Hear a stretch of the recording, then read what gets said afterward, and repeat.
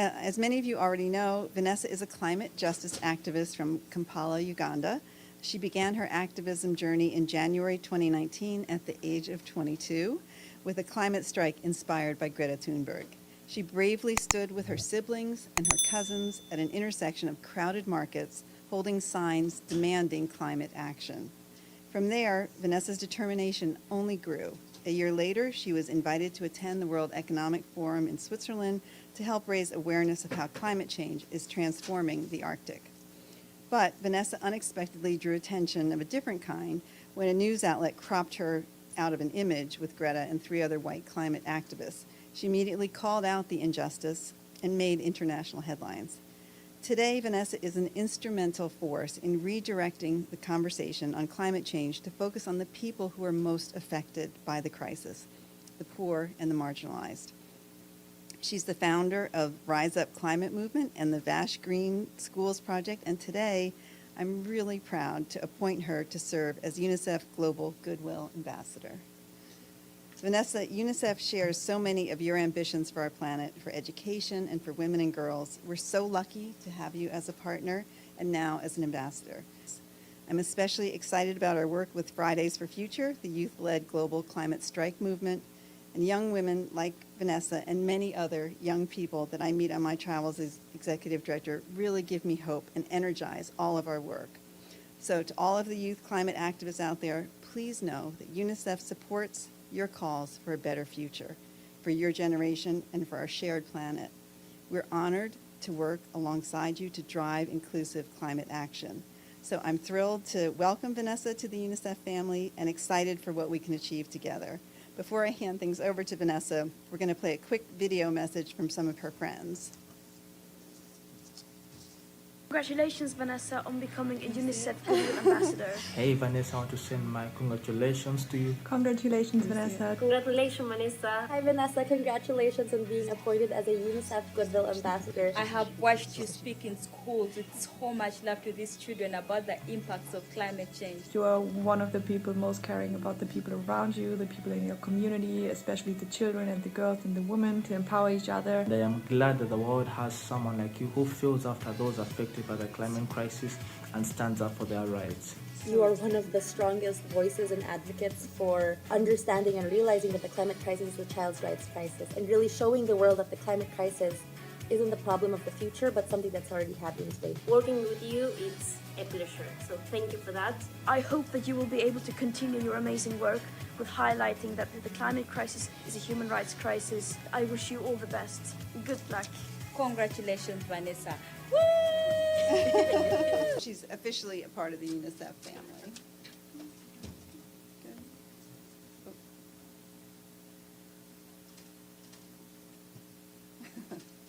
Okay, great. Okay, Vanessa, thank you. I'm going to turn it over to you. Thank you so much.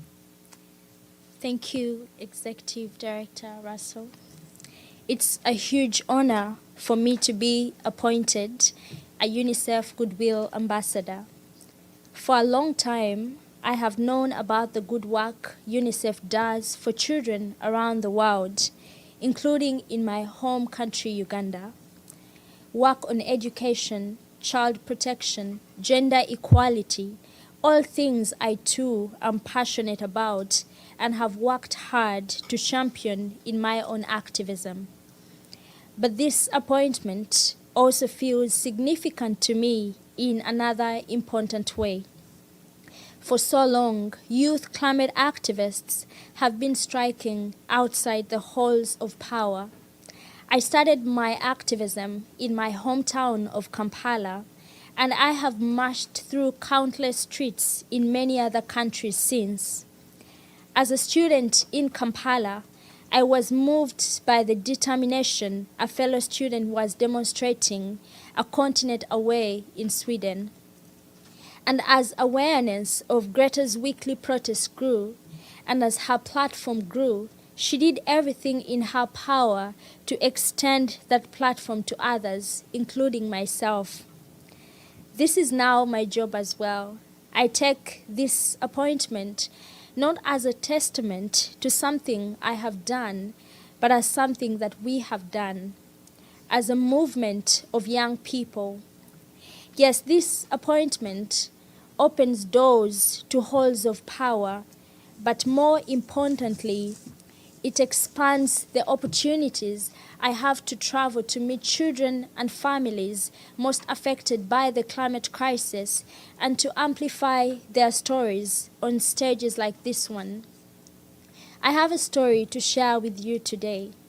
Last week, I went to northern Kenya with UNICEF to see and meet people suffering from the historic drought in the region, wreaking havoc on communities there.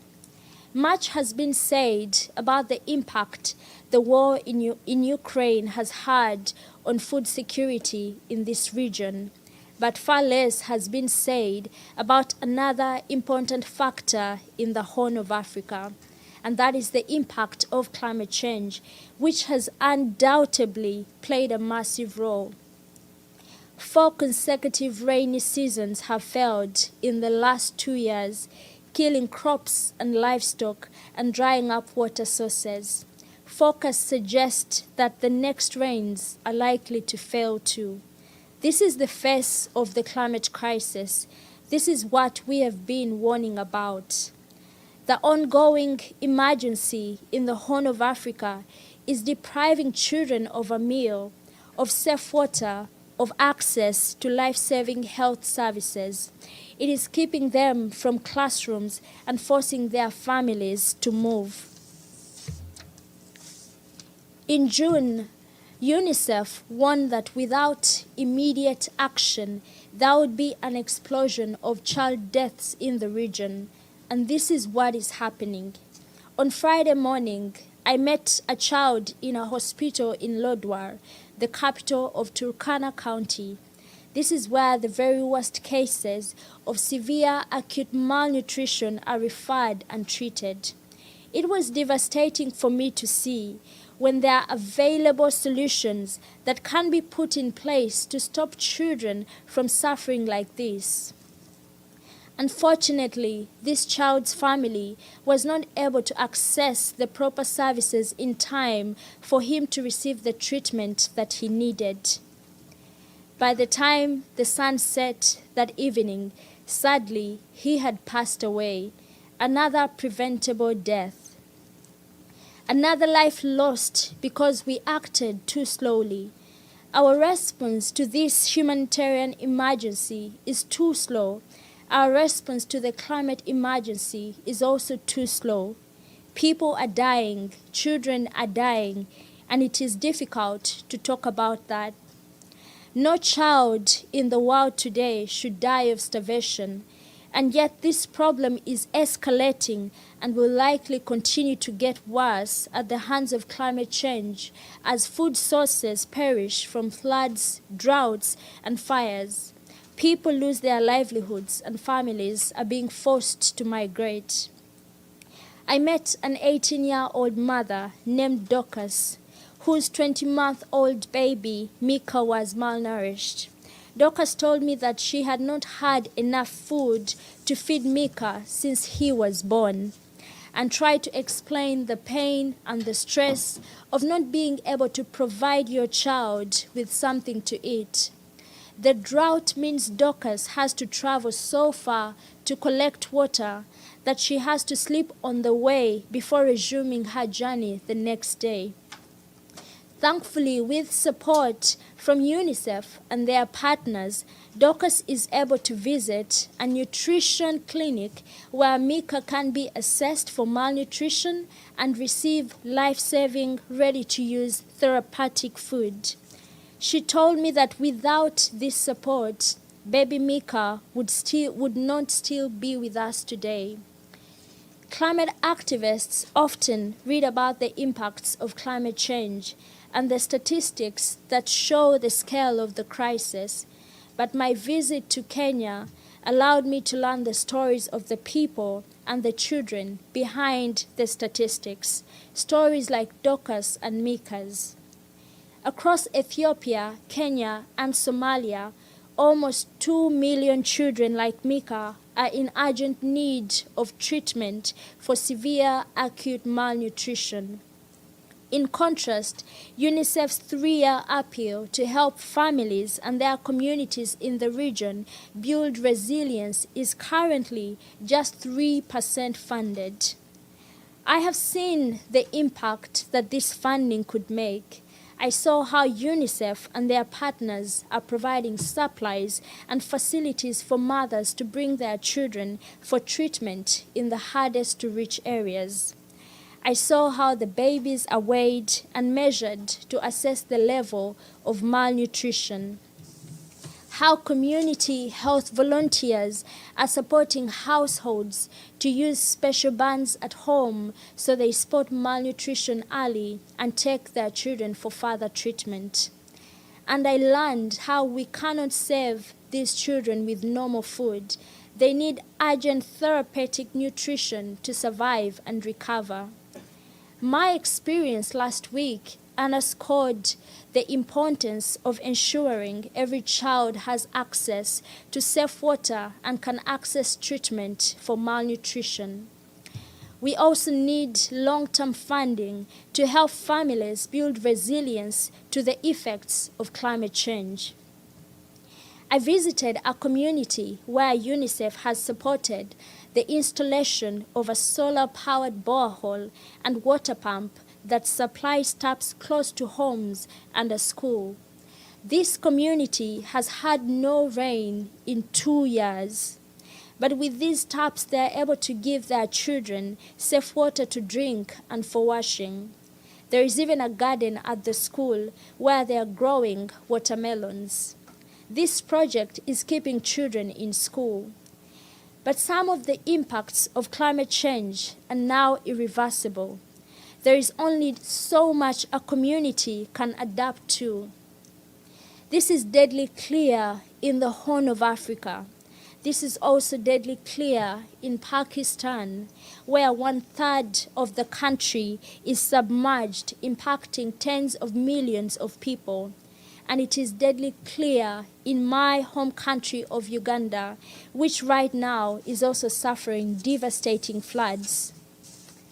These countries did not create the problem, but they are paying the price for it.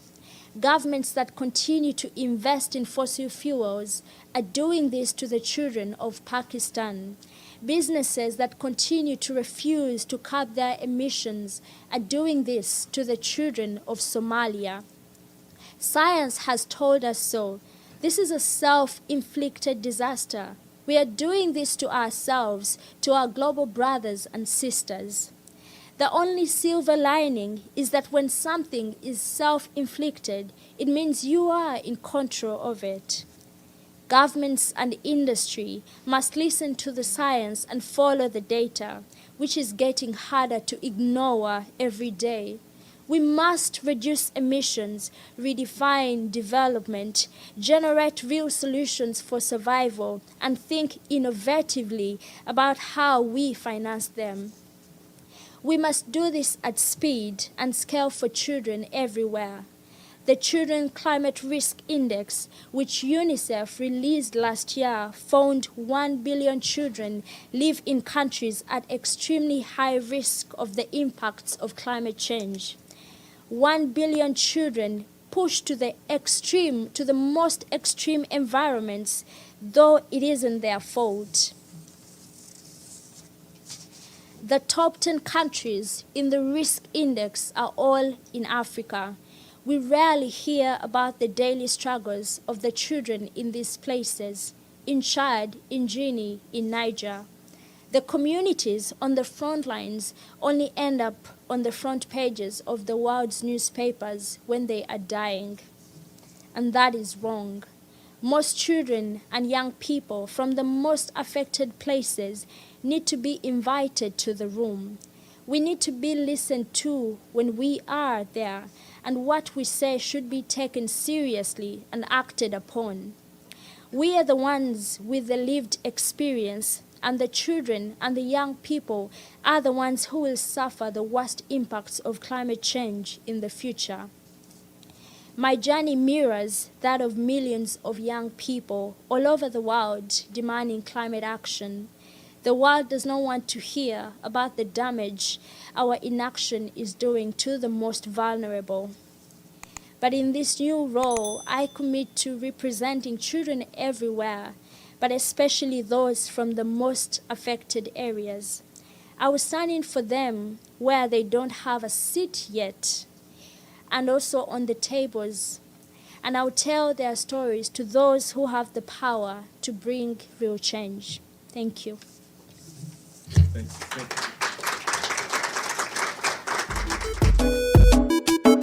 I'm a king, yes, I'm a king, I think I'm a king,